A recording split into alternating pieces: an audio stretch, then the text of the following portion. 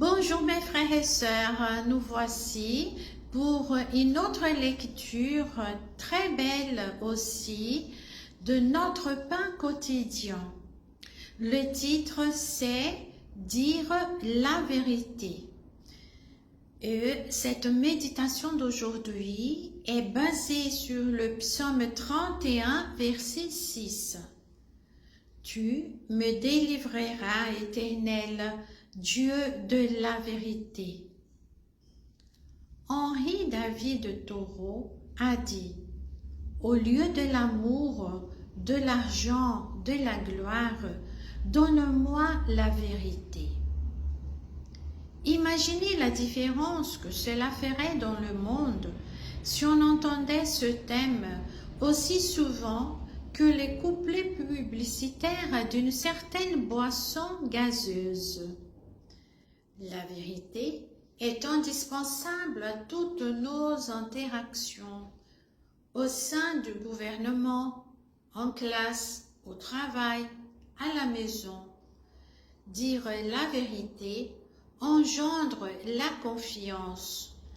Comme je le dis à mes enfants, si vous mentez à propos d'une seule chose, ce sera difficile de vous croire pour tout le reste. Il y a de centaines de raisons de soutenir l'idée que dire la vérité est la meilleure chose pour nous et pour la société. Mais la raison la plus cruciale, c'est que cela honore Dieu.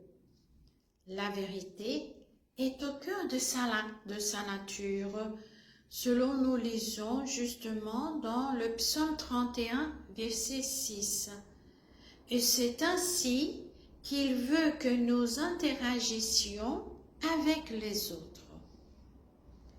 Dans les Proverbes, un livre de la Bible qui présente clairement la pensée des dieux sur la morale et l'éthique, on accorde une grande importance à la norme de la vérité.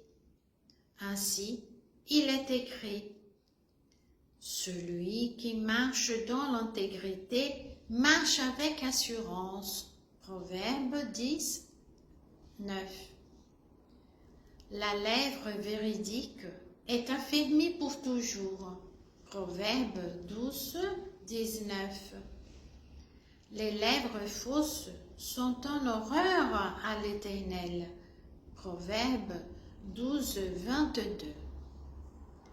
On ne peut réfuter la vérité. Elle ne vieillit jamais. Elle n'a jamais à être rétractée. Elle ne déçoit jamais. C'est le langage des dieux. Nous n'avons rien de mieux à faire que de dire la vérité. Rien n'est plus puissant que la vérité.